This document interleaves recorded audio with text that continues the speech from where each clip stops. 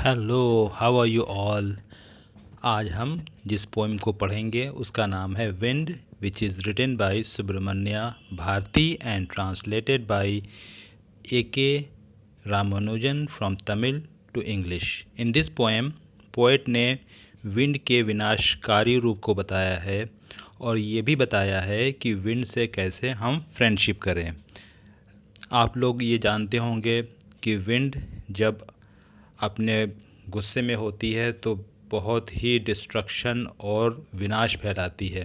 आपने देखा ही होगा टीवी में, न्यूज़ में या न्यूज़पेपर्स में, अपने मोबाइल फ़ोन्स पे जब कोई विंड आती है और जब कोई तूफ़ान आता है तो वो किस तरीके से डिस्ट्रक्शन और तबाही फैलाता है। आंधी के रूप में, तूफ़ान के रूप में, साइक्लोन, टॉर्नेडो, हरिकेन, ये सारे सब विंड के नाम हैं। विंड की जितनी स्पीड रहती है और जितनी वेलोसिटी रहती है उसी हिसाब से उसको नाम दिया जाता है।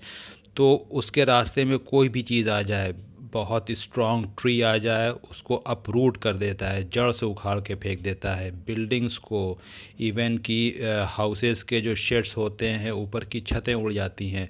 तो विंड इतनी भयावह होती है और इतनी विनाशकारी होती है, इतनी स्ट्रॉन्ग होती है।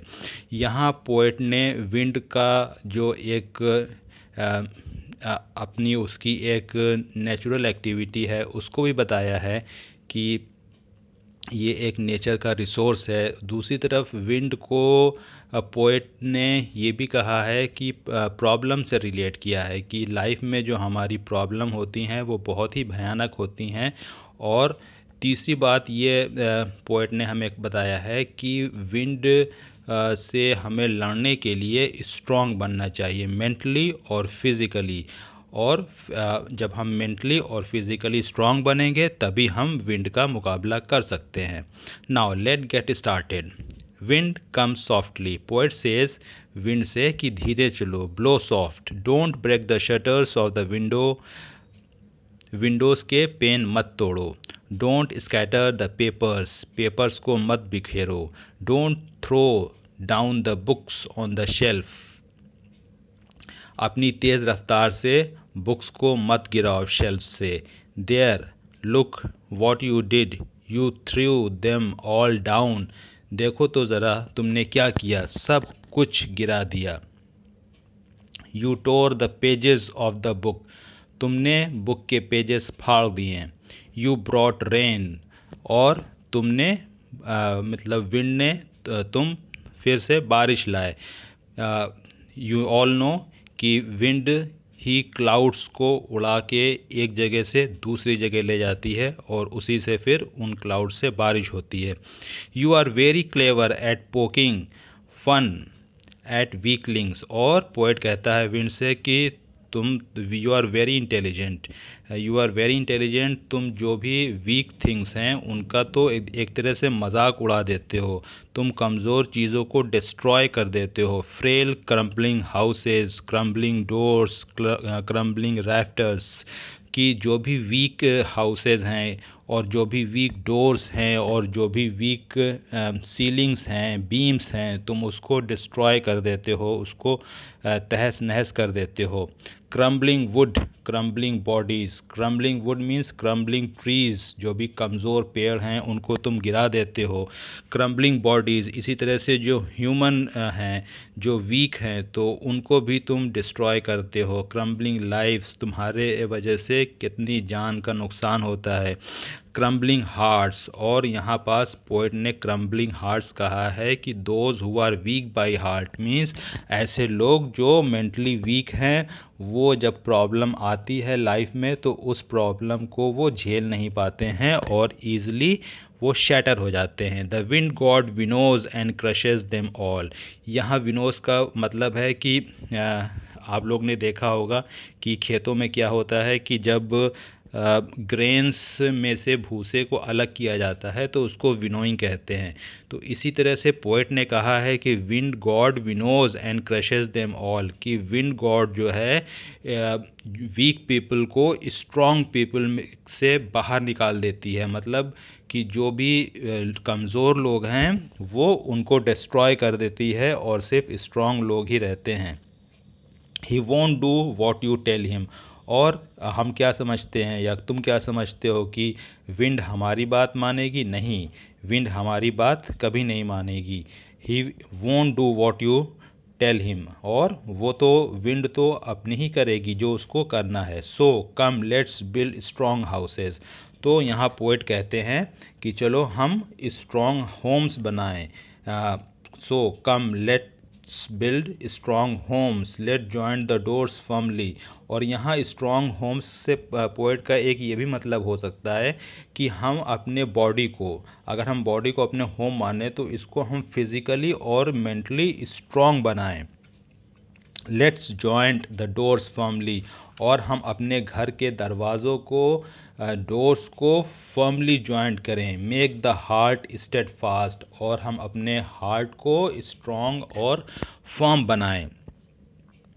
Do this and the wind will be friends with us. और अगर हम ये काम कर ले कि हम मेंटली और फिज़िकली दोनों ही तरीके से स्ट्रॉन्ग हो जाए तो फिर विंड हमारी भी फ्रेंड हो जाएगी। मीन्स कि विंड हमारा कुछ नहीं बिगाड़ पाएगी।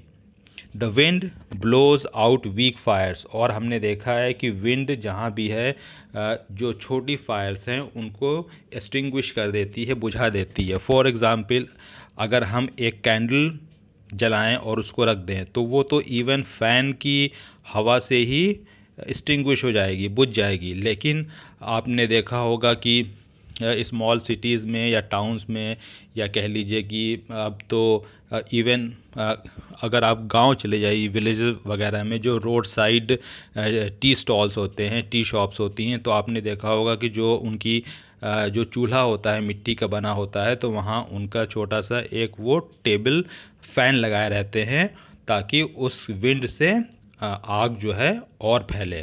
तो अगर हम कंपेयर करें तो वो आग कैंडल की आग से बड़ी है। कैंडल की आग एक्सटिंग्विश हो जाती है इवन जो हमारे सीलिंग फैंस हैं, घर के फैंस हैं। लेकिन वही अगर थोड़ी सी उससे बड़ी आग है तो उसको विंड जो है सपोर्ट करता है, जलाता है। He makes strong fire row or and flourish, और वो क्या करता है कि स्ट्रॉन्ग फायर को और भी स्ट्रॉन्ग बना देता है। जैसा कि आप लोग ने देखा होगा कि जब जंगल में आग लगती है, फॉरेस्ट फायर होते हैं, तो वो हफ्तों और महीनों चलते रहते हैं। ऊपर से हेलीकॉप्टर्स जो होते हैं वो फायर एक्सटिंग्विशर्स ड्रॉप करते हैं, स्प्रे करते हैं, लेकिन कोई असर नहीं करता है। तो इस तरह से छोटी आगों को तो विंड जो है वो डिस्ट्रॉय कर देती है, बुझा देती है। तो इसी तरीके से अगर कोई वीक है तो उसको क्या करेगी विंड? उसको डिस्ट्रॉय कर देगी। लेकिन जो स्ट्रॉन्ग है तो उसको और वो स्ट्रॉन्ग बनाएगी। जैसे कि बड़ी आग को, स्ट्रॉन्ग फायर को विंड और भी फैलाती है, फ्लरिश करती है। His friendship is good. अब विंड की फ्रेंडशिप अच्छी होगी। अब विंड की फ्रेंडशिप कैसे अच्छी हो सकती है? अगर हम विंड की तरह ही स्ट्रॉन्ग बन जाएं तो विंड देखेगी कि ये भी मेरी तरह स्ट्रॉन्ग है, तो फिर वो विंड मेरा कुछ भी नहीं बिगाड़ सकती। We praise him every day, और हम विंड की हर रोज़ डेली तारीफ़ करते हैं। हम किसी चीज़ की तारीफ़ क्यों करते हैं? उसकी क्वालिटीज़ की वजह से। और यहाँ जो विंड की क्वालिटी है वो क्या है? इसकी पावर है। नाउ हम लोग देखते हैं कि कुछ हार्ड वर्ड्स की मीनिंग। पोकिंग फन का मतलब होता है मेकिंग फन ऑफ। वीकलिंग्स का मतलब होता है वीकर वंस, जो कमज़ोर हैं। Frail means weak not healthy, जो फिज़िकली हेल्दी नहीं है। रैफ्टर्स मीन्स सीलिंग या बीम। क्रम्बलिंग मीन्स कि कोई भी चीज़ टूट के पीसेज में बिखर जाना। इसी तरह से विनोस का मतलब है टू सेपरेट, जैसे कि भूसे में से हम ग्रेन्स को अलग करते हैं तो उसको हम विनोस कहते हैं। स्टेड फास्ट मीन्स स्ट्रॉन्ग होना चाहिए, और फर्म। फ्लरिश मीन्स स्प्रेड, कोई चीज़ फैले। अब यहाँ हम डिवाइसेस देखते हैं, मीन्स इसमें लिटरेरी डिवाइसेस। अब इसमें जो राइम स्कीम है वो फ्री वर्स है। फ्री वर्स का मतलब कि कोई एक पैटर्न नहीं है। इमेजरी जहाँ पोएट इमेजिनेशन क्रिएट करने की कोशिश करता है रीडर्स के माइंड में, यहाँ विंड है। इसी तरह से पर्सोनिफिकेशन, तो पर्सोनिफिकेशन विंड है कि विंड को पर्सोनिफाइड किया गया है।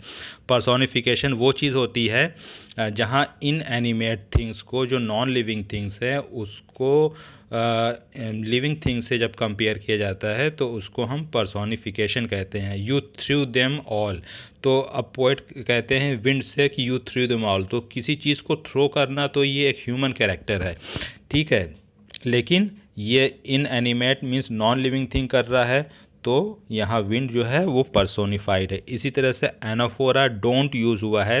एनाफोरा जब एक ही चीज़ को बार बार रिपीट होती है पोएम में, उसको एनाफोरा कहते हैं। सेकंड, थर्ड और फोर्थ लाइन में डोंट रिपीट हुआ है। इसी तरह से यू सिक्स्थ और सेवेंथ लाइन में रिपीट हुआ है।